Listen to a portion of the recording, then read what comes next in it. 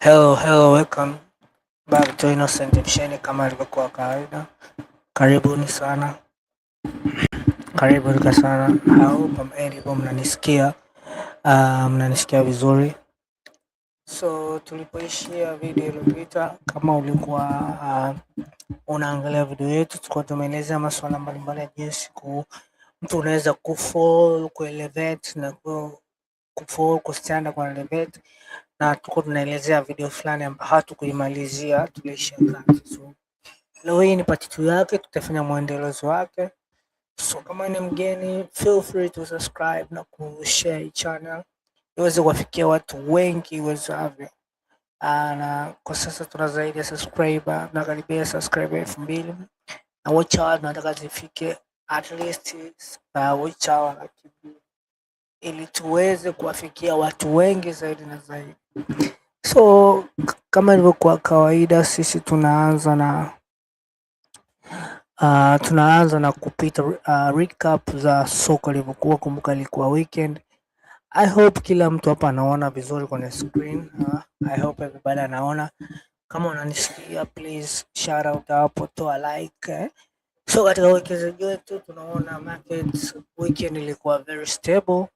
Tukija katika washindi wa ushindi, tunaona market ilikuwa very stable. Tunaona tuna up and down. Overall market ilikuwa very stable. Hakukuwa na just nini movement wala nini. Hizi kumbuka, hizi ni kuna zingine ni stocks, kuna zingine hapa ni ETFs ambayo hii somo tutakuja ijayo, tutakuja tuangalie kiundani zaidi, lakini kwa leo tunaendelea na ile video ilipoishia. So tukija katika upande wa pili, portfolio nyingine ambayo tulitengeneza kama unakumbuka ilikuwa inaitwa Washindi portfolio. Washindi portfolio inaenda kufanya vizuri. Kumbuka tuliweka March, sasa hivi tuko April 14, kulikuwa kuna sudden strike up of the prices. Hii inaonyesha katika upande wa ile portfolio yetu tulioiweka, tunaweza kuchanganya energy, zile stocks ambazo ziko stable, na stock za financials zimeweza kuwa na mtiririko mzuri sana portfolio yetu kwa very very very healthy. So tuone ile run yake, tuone kwa namna gani hii portfolio hata wewe unaweza kutengeneza reality, unaweza kutengeneza hata hapa nchini. Kwa hii ni mfano wa portfolio ambao tunaweza kutengeneza ili kuwe na balanced growth. So kwa hapa tunapoendelea, so hizi portfolio zetu zingine bado zinaendelea vizuri. To hydro companies, I hope hydro companies bado ziko up and down kwa sababu hii movement. Tukija katika crude oil, hizi ni headlines okay, ambazo match zinini. Tunaona crude prices ni hapa, Nabal crude 91.58, Brent crude 95, natural gas ndio inapanda kidogo.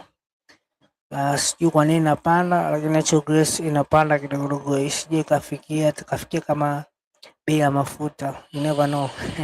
Itakuwa very big deal kama tukiweza, kwa sababu tunaona huge shift ya watu kutumia natural gas rather than mafuta.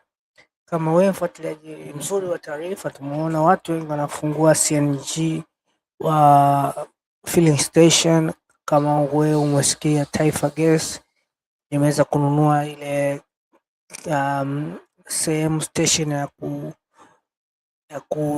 ya umeme ya Songosongo, ambayo hiyo ilikuwa inadili sana na LNG ambazo zinatumika kwenye hizi SNG, bajaji, magari, vitu kama hivyo, mabasi. So tunaona ni kitu movement ambayo inaenda mdogo. So kabla kuendelea, kumbuka we have a concentration program, and our concentration, we don't need a lot of people. Tunahitaji very few people ambao watakuwa very willing to learn na kujifunza masuala mbalimbali kuhusu strategies, growth, efficiency and system. na tunakuwa na limited spots available kwa sababu ya make sure watu waweze kuelewa, na wakishaelewa wa abide na kile ambacho kimeweza kufundishwa. So we never take it for granted, na I hope our few people wata make example kwenye taasisi au kwa watu wengine kwa kile ambacho tunatoa kwenye hii consultation program yetu. Na limited spots, tuna limited spots kwa yote atahitaji. Namba zetu ni +255 752 855 067, na email yetu mtu anaweza kutafuta hapo chini. Tunaweza tukakumbuka, it's a limited offer, we need only 5 people to start our session. Tutakuwa na online yote, na if physical needed itawezekana kwa wale ambao tutakuwa near location tunaoishi, especially there. So kama introductory inavyosema, let us continue to our video, tuendelee pale tupoishia. I hope mpaka nafika hadi sasa umeweza kunisikiliza, na sasa tuna zaidi ya subscriber 1600. Please subscribe the channel. Asilimia kubwa ya watu wanaoangalia hii video hawa subscribe. Kindly subscribe, share kwa watu wengi, tufikishe zaidi ya subscribe 2000 na watch hours zaidi ya 200,000 mwaka huu. Naamini tunafika huko. So tuendelee na video yetu, ngoja nishushe hii chini. So video yetu tuangalie wapi tulipoishia. Let's share stop screen. Let's share another screen. Let us see. Share screen.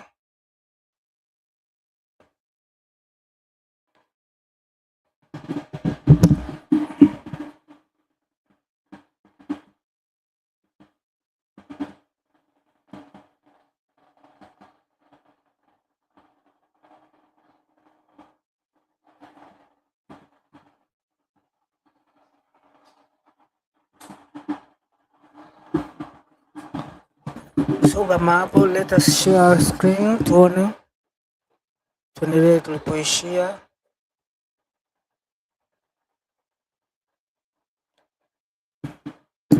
Natumaini kila mtu anaona kiufasaha vizuri kabisa. Kama mtu aone, please toa maoni, like hapo. Pia tunaruhusu maswali, mtu anaweza akauliza maswali, awe free kuuliza.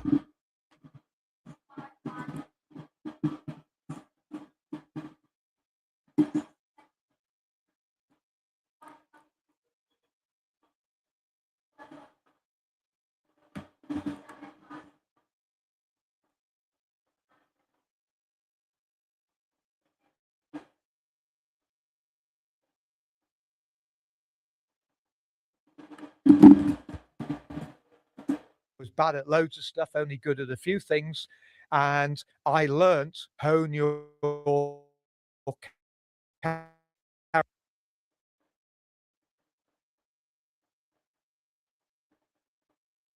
on your strengths, hire people to do the things that we don't like doing, that we're not good at.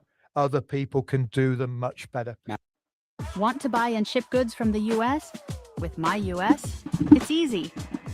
Start by signing up for your free US address. Then save by shopping your favorite US stores, sales tax free. Masterclass. Absolutely. And Richard, I want to dive into a lot of those steps deeper, but I want to touch on something that we were talking about before. You broke down the 9 steps of how to make a £1 billion business. We were talking about, you don't have to necessarily reinvent the wheel. Oftentimes, like, some of the most successful companies aren't reinventing the wheel. We work with a ton of content creators, and we almost say that, like, hey, if you want to get really good at content, trying to just come up with an idea of like a really good content page might not be the best route of success.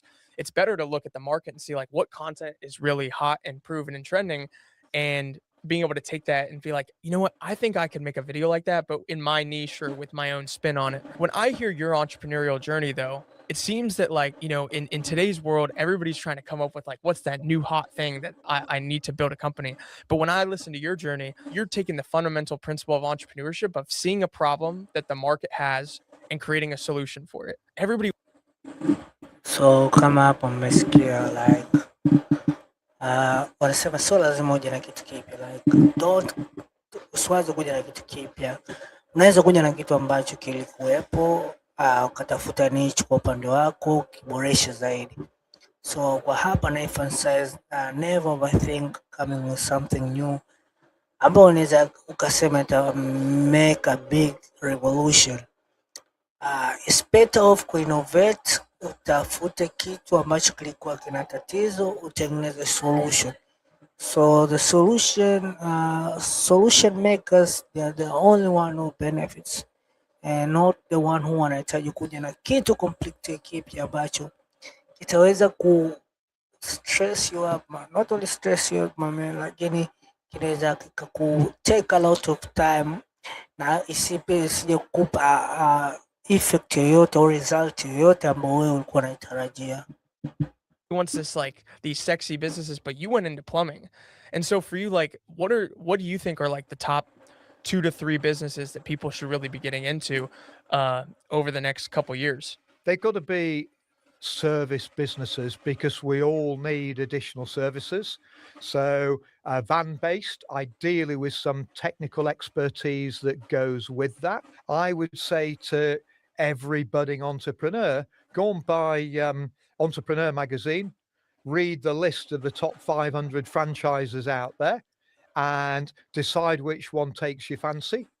Copy the idea, research it, don't buy the franchise, set it up yourself with your own directly employed people, then you fully own the business, you're not paying somebody else a franchise fee, and that would be the magic model. Richard, is there any part of the trades that you think is going to get disrupted like crazy in the next couple of years? In the States, there's a lot of buzz and talk about how electricians are going to make a lot of money, especially with all the data centers that are being built. Do you find here in the UK or just any parts of the world that there's going to be an immense amount of opportunity in a particular part of the trades in the coming years? I think we all want to have people to do things for us. So hapo kama mmemsikia ameelezea kwa namna ambavyo how can you kwanza make a good business kwanza. Nadhani kuna hizi directories ambazo zinatolewa mbalimbali, hata hizi magazines, website zinatoa top 500 business, top 300 business according to your niche. Wewe unaweza ukatafutia business ukaangalia ukajaribu kuadapt the model.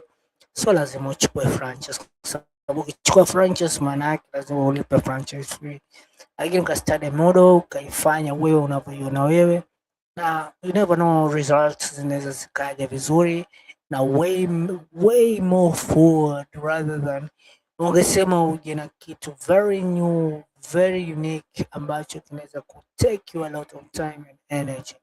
So any service where it can't be disrupted by AI. It can be made more efficient, but you need somebody, an individual, a human to go out to somebody's home to provide that service. So I think there's an opportunity across the board. Electrics, I do agree, but that's also about new forms of heating, about solar generation, more electric vehicles. So those would be some of the areas. Let me ask you a personal question for the three of us. Richard, the three of us have began to buy some real estate properties, and we've got a pretty profitable business. We're making some really good money. Would it be a bad idea if we wanted to go buy a boring business for ourselves to own and have somebody else kind of operate it? What do you think about that? I think that's a great idea. And actually going and buying a small business that is proven and profitable, a retirement sale, somebody that's getting out of it. It's 97% of businesses set up in the UK fail within 5 years. So it's a lot less risky to. Sasa hivi kumekuwa na trend ambazo nadhani hapa TZ bado haijaingia, hata Africa, maybe sijui East Africa, I don't know. So in developed market, especially UK and America, people right now they buy small business. Yani watu hawawazi kuanza biashara. Unakuta mtu alifanya biashara, issue inayokuja ni kuscale.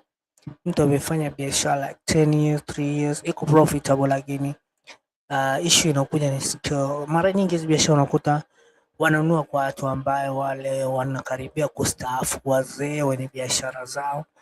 So model kama hii kubuy small business ambayo kifield imeweza ku give proper result, positive result is a way more better. Kuna 70 na 80% chance ya kufanya vizuri katika hiyo biashara kuliko kuwekeza sehemu kubwa katika biashara mpya.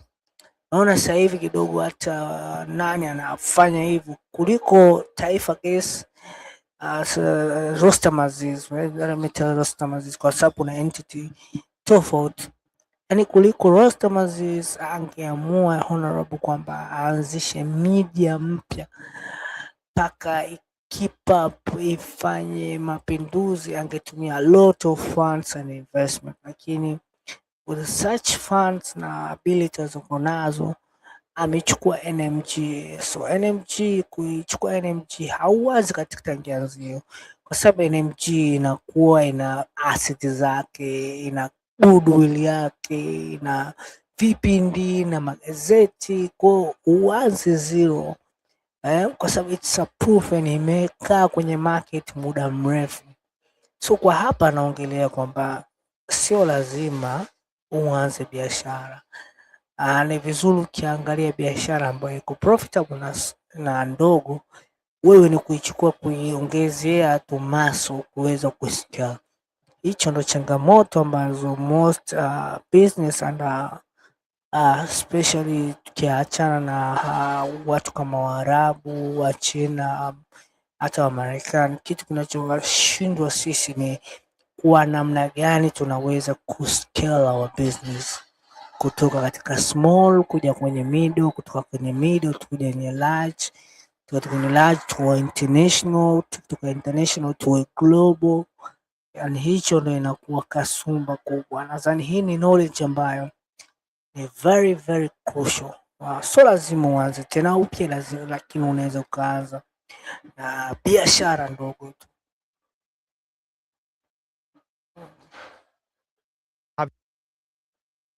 Your own business if you go and buy one. It's easier to buy revenue than create revenue. Exactly. But buy the business with somebody else's money. It's called vendor finance. And you'd have to put in a bit of money, but then you go to the owner that's retiring and say, I want to buy your business. I'm going to keep it running and maintain your legacy.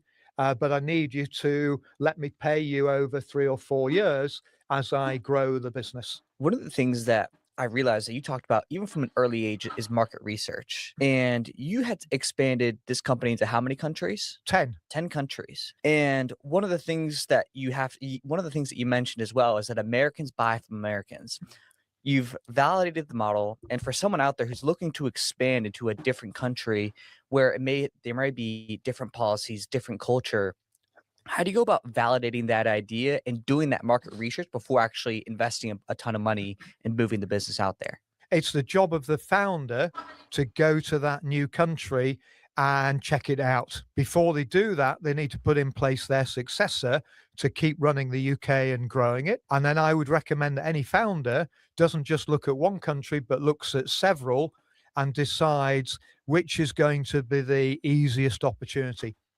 Doesn't need to be the biggest opportunity, better to be small and beautiful. Many British entrepreneurs rush to America. They'd be far better to prove their business in a smaller country closer to home before going to the big opportunity. So they could be launching in Ireland or launching in France or Spain before going to America. Then the key bit is saying,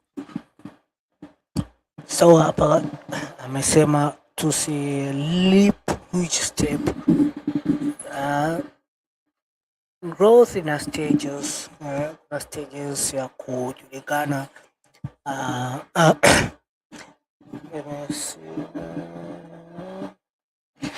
hope you can hear me. Kuna stage ya kujulikana kimataifa. Tanzania, unakuta mtu anajulikana Tanzania vizuri.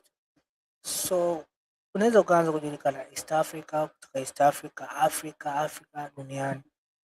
So kuliko kuanza market kubwa, maybe unataka uanze kwenda maybe Europe, lakini Africa bado hujai grasp au unataka kwenda North Africa ambapo Southern Africa hujagrasp au Eastern Africa hujagrasp. For example, Azam is taking a huge step. Imeanza Eastern Africa, imeanza control Eastern African market. Sasa hivi nakuja Southern Africa, iko Zambia, iko Zimbabwe, hopefully inaweza ikafika hata South Africa na nchi zingine, sitashangaa. So I think that is a major strength. Don't leap magorofa matano kabla hujaanza gorofa ya kwanza. Hiyo ndo message kifupi. How similar should my business model be in that foreign country? It's a 10% rule. If you need to change your business model by more than 10%, don't go there. If you think one day you're going to be in 20 different countries, and if it's 20% different, recipe for complexity and disaster. Ideally, make it only 3% different. You could have a different brand name if you were buying a business to get into that particular country that's doing exactly what you're doing, but have a consistent model and then hire locals to run that business. Once you've set it up yourself as the founder, you know it's going to work, then bring in really good Americans or French people. I really like one of your principles of how Mwana hapa amekuja na kitu kizuri kwamba for instance napo ni muhimu. Kwa mfano maybe una kampuni nzuri hapa, labda tuseme labda ya restaurant maybe, alafu na recipe yako, so hakikisha recipe yako au model of work isitofautiane na branches zingine. So branch ya Kenya chakula chake tofauti na branch ya Bongo au branch ya nini tofauti. Lazima model uhakikishe iko vile vile. At most hata amerecommend iwe isiwe na difference more than 3%. Hiyo ni kweli. Au kwa mfano sometimes business zingine zinaweza zikapata wakati mgumu kuingia katika market ya nchi mpya, inawafanya mpaka wanunue biashara humo ndani. Nayo pia ukiweza kununua brand nyingine, hakikisha usiende mbali ile muda ambao unafanya kazi. Itakusaidia wewe kuweza remain consistency na maintain ile result ambayo unaitegemea sana. how you phrase it, that it's like bringing in capital at the right time. We know a lot of, we come across a lot of different entrepreneurs that they start a company and they raise money over and over and over again at the beginning. But I'm a big fan of bootstrapping a company. But for you, I feel like this principle maybe came from a place of like a lesson that you learned maybe. Where were you able to kind of craft the principle of you need to take on capital after you've bootstrapped when once the business model is proven and it's time to scale? Could you break that down a little bit more for us? I tried to make my business too big too quickly. We ran out of money once. We brought on board a water company that put in £500,000, but they took 52% of the equity. I learned that you need to prove your business model through bootstrapping. And then when you want to go big, take the capital, not when you're trying to prove the model. I got in April 1993, £500,000 landed in the business bank account. And I thought, right, let's go for it. Let's grow the business using that water company investor money. And every month the business grew. And I thought we'll get economies of scale and get to profit. Guess what? We didn't. I took losses of £10,000 a month to £50,000 a month. A year later, we'd run out of money, down to our last £10,000 before I copied the plumbing insurance model I found elsewhere. So the learnings are bootstrap, don't sell your equity cheap, take on investment to scale when it's proven, and therefore you'll only need to give up. So hapa anaelezea aina mbali business mbalimbali zinazokuwa. Zingine zinakuwa kwa kuraise capital kwa venture capitalist au kwa investor wengine. Sasa hiyo inapelekea mtu kuweza surrender huge amount of his equity.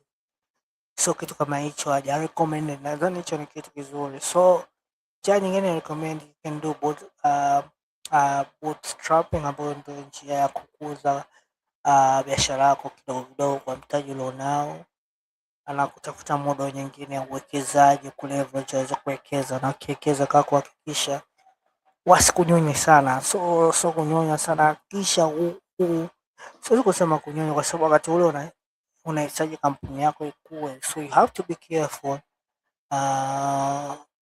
to your numbers. So unaweza ukaleverage your equity kwa asilimia kubwa mpaka unashindwa kuwa controlling power. So vitu kama hivyo unatakiwa kuviangalia, na utafute na modo mbalimbali unaoweza ukarun your company bila kutegemea so much external funds kutoka kwa investor, has for banks zinaweza kushoot kwa interest rate, ambapo kumbuka hizo nazo zinakuwa very tense. At least hata equity una uhakika kwamba the pesa unaupata, the only collateral ambao unaweza ukaiofa ni hiyo shares zako, lakini to debt lazima ulipe deni. Kama hujalipa deni watatafuta namna, kama una mali au nini watauza tu ili waweze kufidia lile deni. So either way ni kuwa makini tu, ni kuwa very careful na kumake calculated decisions katika maamuzi. A minority of your business, don't give up a majority. Those are the golden rules. If someone has a business that is profitable, it is doing well. Let's just say it's, for example, doing $2 to $3 million a year in profit. Why would you recommend that person to seek investors and to bring people on versus continuing to bootstrap an already successful business? Because it's not just about getting the money, it's finding an investor that can help. And for many entrepreneurs, they are first-time business people. And so it's getting the help and advice as well as the money. But it also means that as entrepreneurs, we worry about what if it goes wrong. And there's always a crisis in the world, whether it's Brexit or COVID or a war, and businesses can go bust. So I'd always say at the right point, when you've proven your business, take some money off the table, pay off your debts, make sure that your family are not going to be on the street if it did go wrong. And then you've got the comfort of knowing you've got a bit of money behind you, you can take a bigger risk and you can scale and go quicker and hire some really good people. But that's going to be really expensive. That could take your $3 million of profit backwards for a while. If you've got somebody in there helping you and with some of their money, I think that takes away some of the pressure. Richard, we were talking about it earlier that when you first had gone global to America, you had met a mentor of yours and he gave you 2 pieces of advice. Can you share with us what those were? If that could take your $3 million, some really, you can take a bigger risk and you can scale and go quicker and hire some really good people, but that's going to be really expensive. That could take your $3 million of profit backwards for a while. If you've got somebody in there helping you and with some of their money, I think that takes away some of the pressure. Richard, we were talking about it earlier that when you first had gone global to America, you had met a mentor of yours and he gave you 2 pieces of advice. Can you share with us what those were? This mentor was Nigel Morris, a British co-founder of Capital One, the credit card company in the US.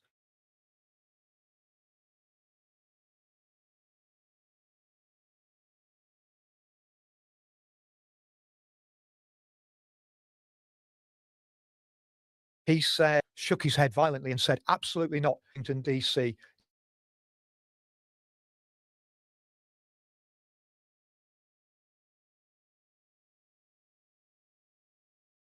East Coast, 5-hour time. We were PM or smoke dope. That is not how you build a serious business. His second piece of advice was, he said, who have you got running your UK business over here?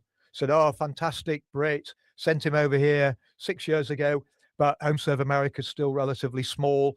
We're struggling to sign big utility partners over here. Shook his head again and said, Americans buy from Americans, hire an American to be your chief exec.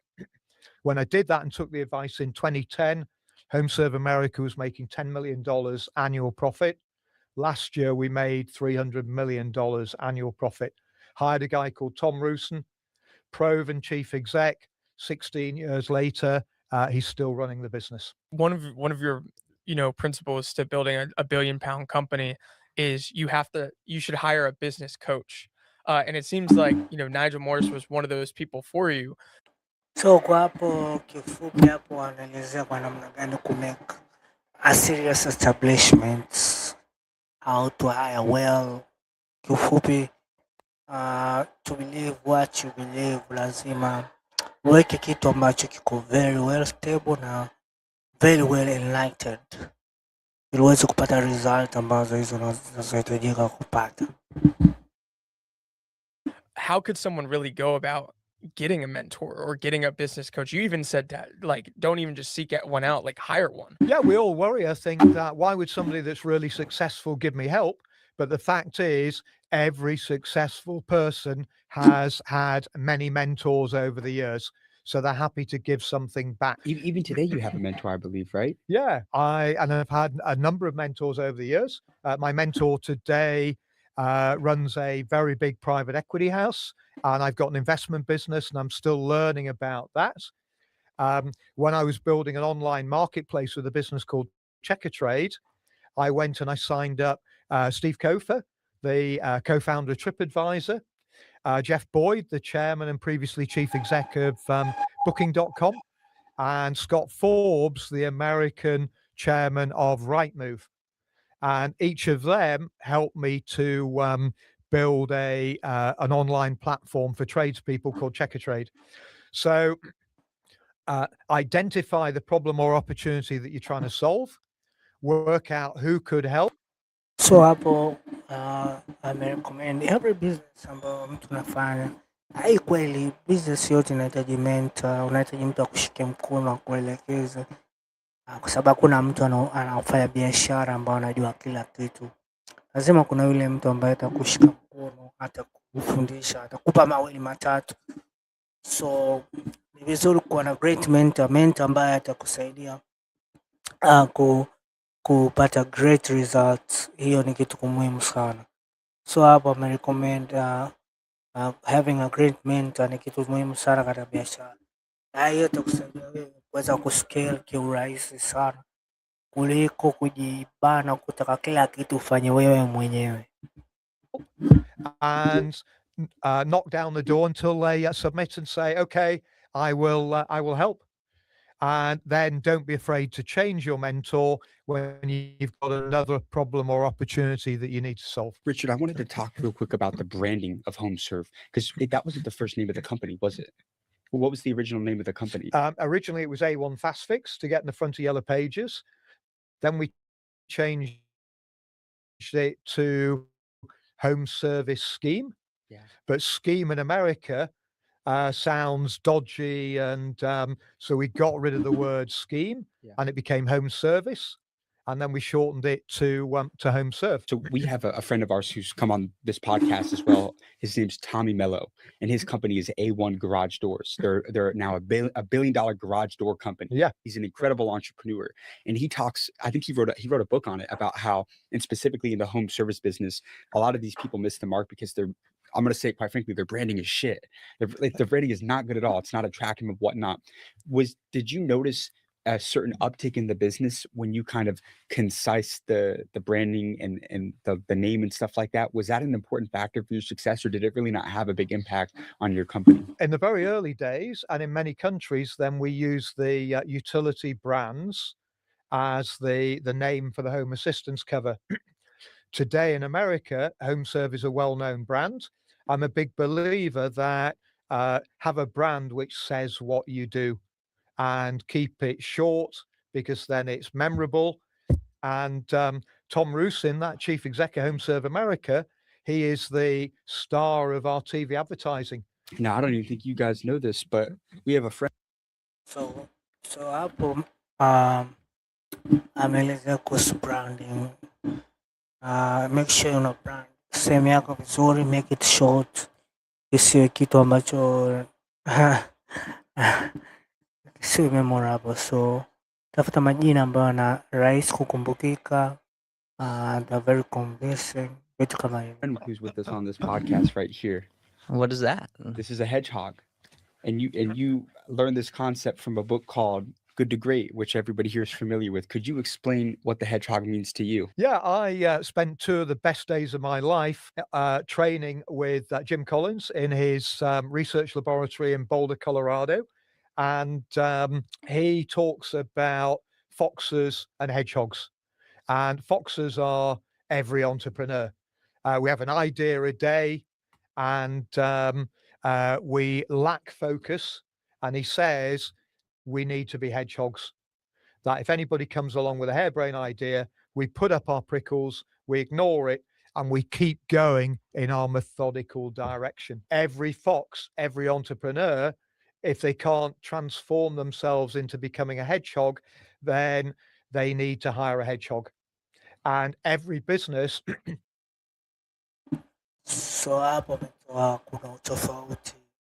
Kuna research alikuwa anafanya yeye na Jim Carroll, tofauti ya fox, mbwa mwitu na hedgehog. Hedgehog kama mnamfahamu yule mnyama ambao ana zile miba hivi. So tofauti zao kibiashara ni kwamba foxes ni watu ambao wanaingia biashara lakini hawako focused. Wakitaka kitu fulani wana deviate, wanafanya hivi mara fanya hivi, lakini hedgehog akiona kitu chochote kinamdistract kwenye njia yake kinakuja, lazima atoe zile miba yake, na akishatoa ile miba yake ana focus kwenye njia yake. So katika entrepreneurship nayo focus is a really important thing to ensure that ukitaka result yoyote lazima put your head forward, usiumike, ili uwe na good result na ufanye vizuri zaidi. needs a hedgehog strategy. A hedgehog strategy answers 3 questions in 1 sentence of no more than 20 words. Those 3 questions are, what are you passionate about in your business? That will normally be your purpose. Secondly, what can you be the best at? And thirdly, how are you going to make money? What's your economic engine? Answer those 3 questions with 1 sentence. I now run a business called Business Leader here in the UK, and that's a growth program for entrepreneurs that want to scale a business. And we wrote our hedgehog strategy about a year ago. A Business Leader, we inspire our founder and CEO members to fast forward their growth through unique content and facilitated learning. That is all we do. The 35 people in Business Leader, they read that statement, and if they're doing something that doesn't fit with it, they need to stop doing it, and that goes on the not to do list. Richard, we'd like to end these podcasts off with 2 last super quick questions for our guests. I'm going to start, and Jack's going to end us off right here. Richard, if me and you died tomorrow and you had one more message to leave with the younger generation, what would that be? That would be, think about what really interests you. Are you a sales and marketing person? Are you a finance guy? Are you an operations person? When you've done that, don't jump right into business. Go and work for a big company that you really admire in that discipline.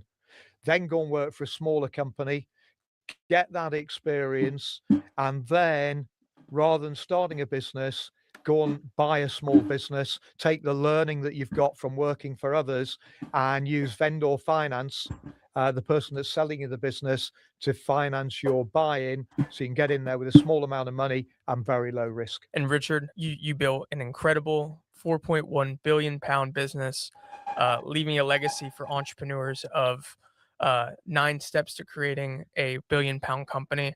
But how do you want to be remembered? I want to be the person that with my team.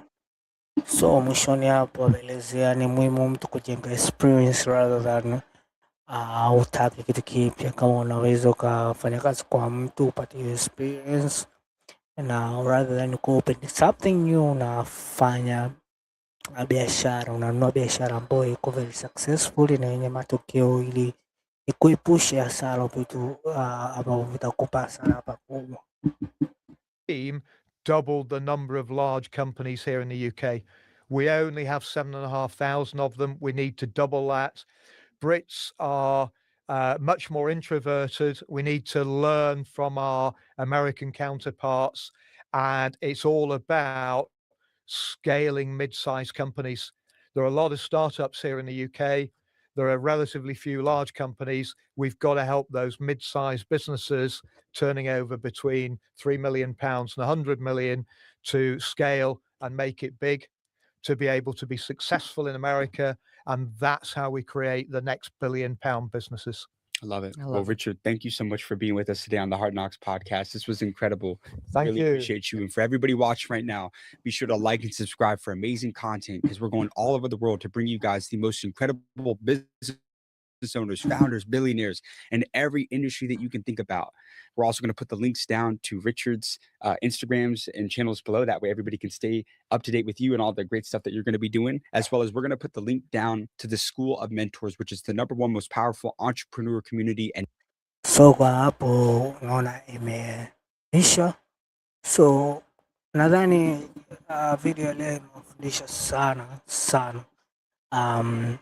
watu wote jinsi namna gani unaweza uka elevate na kukua kiuchumi na vizuri sana. So I hope umejifunza mambo mbalimbali kuhusu hii video.